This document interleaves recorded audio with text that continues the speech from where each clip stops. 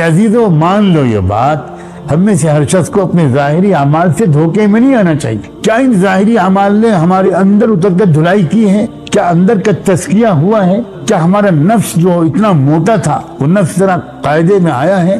نفس کی سرکشی، نفس کا طغیان یہ ختم ہوا ہے؟ یہ اگر نہیں ہے تو آپ سمجھ لیجئے کہ اس کا مطلب یہ ہوا کہ ابلیس جیسا حال ہے ہمارا تقریباً۔ مانا کہ آپ نماز پڑھتے ہیں، مانا کہ آپ روزہ رکھتے ہیں، مانا کہ آپ کی داڑھی بھی ہے، ٹوپی بھی ہے، کرتا بھی ہے، پاجامہ اور پیشانی پر نماز کا نشان بھی ہے، لیکن یہ بتائیے کہ اپنے والدین سے آپ کیسے بات کرتے ہیں؟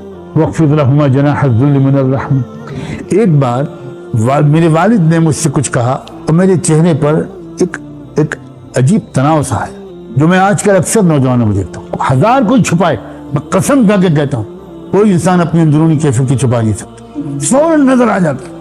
اچھا وہ بعد میں سنبھالتے ہیں آج کل لوگ اپنے آپ، وہ بالکل مکاری اور اداکاری ہوتی ہے۔ جو اوریجنل انیشیل اپنا ریئیکشن ہوتا ہے وہ تو سامنے چہرے پر آ ہی جاتا ہے۔ مجھے خوب یاد ہے کہ وہ چہرے پر تاثر آیا، میرے بڑے بھائی صاحب بیٹھے ہوئے تھے، انہوں نے مجھے اس کیفیت کو دیکھا اور بعد میں مجھے تنبیہ کی اور سمجھایا، اللہ ان میں جزائے خیر دے۔ میں بالکل یہ قطعاً نہیں کہہ سکتا کہ میری پوری اصلاح ہو گئی، لیکن اتنا ضرور کہتا ہوں کہ حضرت والد صاحب نے جس طرح میری اصلاح کی، میرے کبر کا اصلاح کی، مجھ سے کئی بار زندگی میں کہا کہ سجاد تمہارے اندر کبر ہے، یہ صراحتاً کہا، اور بھی ترکیبیں انہوں نے اختیار کی۔ تو میں وہی عرض کر رہا ہوں کہ جو ظاہری دینداری ہے نا، اس پر بھروسہ نہیں کیا جا سکتا۔ اس ظاہری دینداری میں ہم سب مل کر ابلیس کی ظاہری دینداری سے نہیں بڑھ سکتے، ہم سب ظاہری دیندار مل کر ابلیس کی دینداری سے نہیں بڑھ سکتے۔ ابلیس کی دینداری اتنی تھی کہ فرشتوں والا حکم اس کی طرف بھی چلا گیا، مگر اس وقت اس کے اندر کی جو کیفیت تھی وہ بھر کر باہر آ گئی۔ یہی علامتیں ہوتی۔ چنانچہ یہاں پر قرآن مجید نے راز فاش کیا کان من الجن، اور یہ اس لیے فاش کیا بظاہر کہ فتنہ دجال کے دور میں انسان کی جو اندر کی جو کیفیت ہوگی نا وہ اس کو فتنہ دجال سے بچائے گی۔ آپ غور کر رہے ہیں میری بات پر؟ اندر کی کیفیت فتنہ دجال سے بچائے گی۔ ہماری قلبی اور نفسیاتی کیفیت مستقل طور پر کیا رہتی ہے؟ یہ کیفیت ہے جو فتنہ دجال سے بچائے۔ فَفَسَقَ عَنْ أَمْرِ رَبِّهِ، اب اس نے اپنے رب کا حکم کے خلاف بغاوت کر نہیں مانا، اعلان کر دیا نہیں مانتا۔ یہ کیفیت ہوتی ہے اس شخص کی جس کا اندرون تابع نہ ہوا ہو، جس کے نفس مٹا نہ ہو۔ یہی اصل چیز ہی یہ ہے، دین کی اصل حقیقت ہی ہے، یہی عبدیت ہے، اسی کو عبدیت کہتے ہیں۔ اور یہ آسانی سے انسان اس منزل تک نہیں پہنچتا، بہت کوشش کے باوجود بھی بہت وقت لگتا ہے۔ پھر کیا کہنا ان لوگوں کا ہم جیسے جو کوشش ہی نہیں کرتے، وہ کیسے اس منزل تک پہنچیں گے؟ بتایا جا رہا ہے کہ اندرونی کیفیت جو ہوگی تمہاری نا وہ تم کو فتنہ دجال سے بچائے گی۔ اور پھر آگے فرمایا فَتَتَّخِذُونَهُ وَذُرِّيَّتَهُ أَوْلِيَاءَ مِن دُونِي، کیا تم شیطان اور اس کی ذریت کو، یہ جو ذریت کی والی بات ہے نا یہ بھی یہیں پر آئی، اور یہ بھی معلوم ہوتا ہے کہ فتنہ دجال میں دجال جو مدد لے گا، دجال کا جو انسٹرومنٹس ہوں گے، جو اس کی ٹیم ہوگی، وہ بہت بڑی تعداد میں شیطان کی اولاد، ابلیس کی اولاد ہو، ان سے وہ کام لے گا۔ اب یہ ابلیس کی اولاد کن کن لوگوں کو استعمال کر رہی ہے انسانوں میں سے؟ شیاطین انس کون کون سے ہیں بڑے بڑے؟ مجھے تو ایسا محسوس ہو رہا ہے کہ جیسے آج کل کے حالات میں، خاص طور پر آج کل شاید شیاطین انس کی پہچان پہلے کے مقابلے میں روز بروز تھوڑی بہت بڑھ رہی ہے۔ اب نام آ رہے ہیں ان لوگوں کے کہ جو شیطان کی پوجا کرتے ہیں، شیطان سے براہ راست کچھ لیتے ہیں، شیطان ان کو ہدایات دیتا ہے، وہ شیطان کی ہدایات کو سمجھتے ہیں اور شیطان ان کو استعمال کر رہا ہے، اور ان کو یہ لگتا ہے کہ ہمارے پاس بہت بڑی طاقت ہے، کیونکہ ہمارا شیطان کی طاقت کو وہ دیکھتے ہیں، اور بے شک اللہ نے شیطان کو مہلت اور طاقت دی ہوئی ہے ہمارے امتحان کے لیے، اس میں کیا شک کی بات ہے۔ اور ہم کو یہ اشکال نہیں کرنا چاہیے کہ اللہ تعالیٰ نے شیطان کو اتنی بڑی طاقت کیوں دے دی، اتنی مہلت کیوں دے دی۔ اگر شیطان کو ہمارے پیچھے لگنے کی اجازت نہ دی گئی ہوتی، طاقت نہ دی گئی ہوتی، مہلت نہ دی گئی ہوتی، تو ہم میں اور دیوار میں کیا فرق تھا؟ ہم میں اور آسمان اور زمین اور میں کیا فرق؟ ہماری تو بلندی ہی اس میں ہے کہ ہمارا کوئی دشمن ہے اور ہم کو وہ تباہ کرنے کی اور رات سے بیراق کرنے کی کوشش کرے، اور ہم ریزسٹ کریں، ہم اللہ سے پناہ مانگیں اس سے، اعوذ باللہ من الشیطان الرجیم۔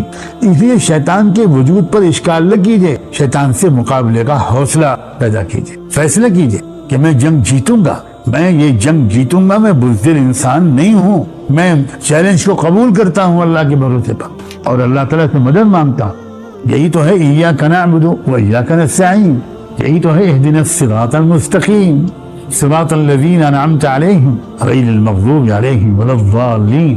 اگر سورہ فاتحہ بھی ہم اگر نماز میں ذرا سا معانی کے استحضار کے ساتھ پڑھیں، تھوڑی سی توجہ بھی اگر ہو جائے، نہ ہو اللہ والوں والی توجہ، تو انشاءاللہ ہم اپنے اندر ترقی محسوس کریں گے۔ تم کیا ان شیطان کو اور اس کی ضروریت کو اپنا دوست بنا لو گے میرے مقابلے میں، مجھے چھوڑ کر؟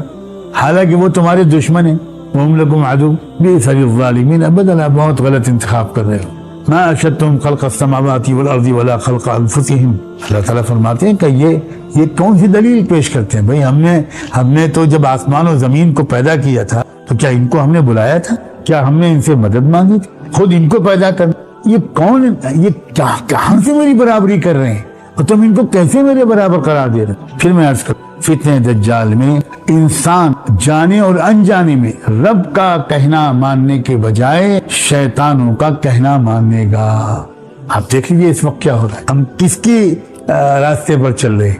یہ پوری تہذیب کیا یہ شیطانی تہذیب کہلائے جانے کی مستحق نہیں ہے؟ کس قدر قتل و غارت گری ہو رہی ہے، کتنا خون بہ رہا ہے، کتنی عزتیں لوٹی جا رہی ہیں بچیوں کی، عورتوں کی، کتنا ایکسپلائٹیشن ہو رہا ہے غریبوں کا، مزدوروں کا۔ اللہ کی پناہ، کیا یہ پورا نظام شیطانی نہیں؟ اس شیطانی نظام کے ساتھ ہمارا کیا رویہ ہونا چاہیے؟ اس کو کمزور کرنے کی کوشش کرنا ہمارا فرض ہے، اس کے اثرات سے اپنے آپ کو بچاتے ہوئے خود اس کو کمزور کرنا، زیادہ سے زیادہ انسانوں کو اس کے نقصانات سے بچانے کی مخلصانہ، خیر خواہانہ، ہمدردانہ کوشش کرنا۔ اور اللہ تعالیٰ فرماتے ہیں کہ تم ان کو میرا شریک ٹھہرا رہے ہو، جو دنیا بھر کو گمراہ کر رہے ہیں، ان کو میرا شریک ٹھہرا رہا ہو۔ وما كنت متخذ المضلین عضدا، مجھے مدد لینی ہوتی تو میں ان گمراہ کرنے والوں سے لیتا۔ پتہ چلا کہ یہ صرف خود گمراہ نہیں ہے، یہ پوری انسانی برادری، پوری خلق خدا کو گمراہ کرنے والے لوگ ہیں۔ وَيَوْمَ يَقُولُ نَادُوا شُرَكَائِيَ الَّذِينَ زَعَمْتُمْ فَدَعَوْهُمْ فَلَمْ يَسْتَجِيبُوا لَهُمْ۔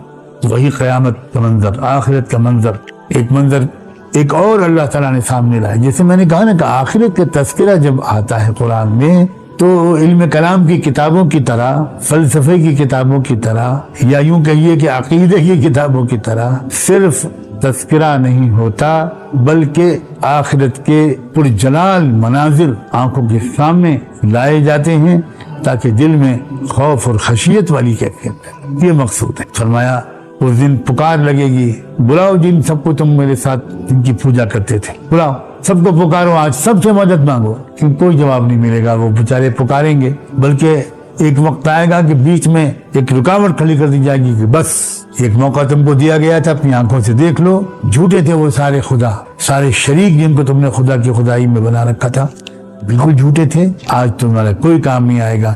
والمجرمون النار فظنوا انہم مواقعوها، اور پردے ہٹا دیے جائیں گے اور اب مجرموں کو ان کی جہنم دکھائی جائے۔ دیکھو، اور اب ان کو یقین ہو جائے گا کہ بس اب بچنے کا کوئی امکان نہیں، ہم کو تو اسی آگ میں جلنے کے لیے ڈالا جائے گا۔ وَلَمْ يَجِدُوا عَنْهَا مَصْرِفًا، اور اس سے بچنے کا کوئی راستہ ان کو نہیں ملے گا۔ اللہ تعالی ہم سب کو اللہ آخرت کی فکر عطا فرمائے، یا اللہ آخرت کی فکر عطا فرمائے، یا اللہ آخرت کی فکر، مرنے کے بعد کیا ہوگا مرنے کے بعد، اس کا احساس، اس کی فکر اور خوف اور ڈر عطا فرمائے۔ اتنا خوف ہو جائے ہم کو کہ ہم پھر گناہ کرتے ہوئے ذرا رک جائیں، گناہوں سے اپنے آپ کو روکنے کی صلاحیت ہمارے اندر پیدا ہو۔ وَلَمْ يَجِدُوا عَنْهَا مَصْرِفًا۔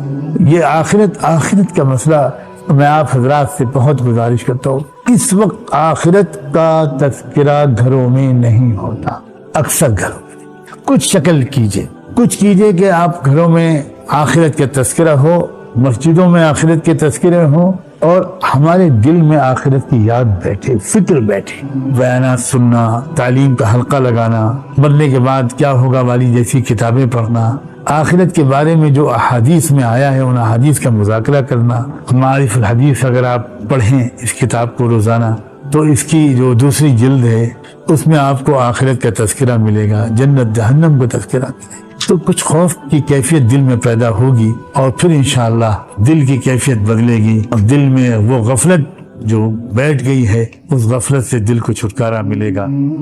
یہ سورہ کہف کے 6 اور 7ویں رکوع کی آیات ہیں، یعنی آیت نمبر 45 سے اور آیت نمبر 53 تک۔ آیات کا ایک سادہ سا ترجمہ پہلے ذرا سنیے۔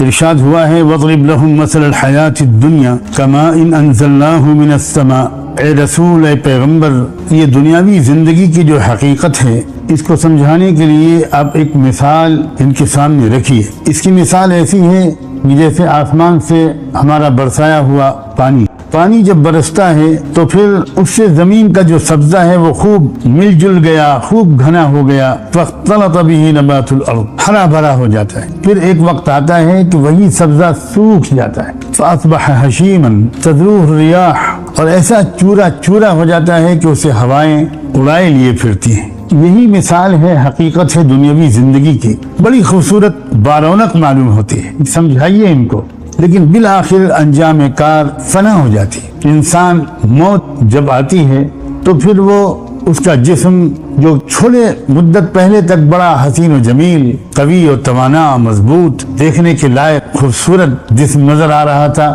وہ بالکل اب بے قیمت، بے رونق ہو جاتا ہے۔ وَكَانَ اللَّهُ عَلَى كُلِّ شَيْءٍ مُقْتَدِرًا، اللہ ہر چیز پر مکمل قدرت رکھتا ہے۔ المال والبنون زینت الحیات الدنیا، مال اور اولاد یہ دنیاوی زندگی کی ایک رونق ہے۔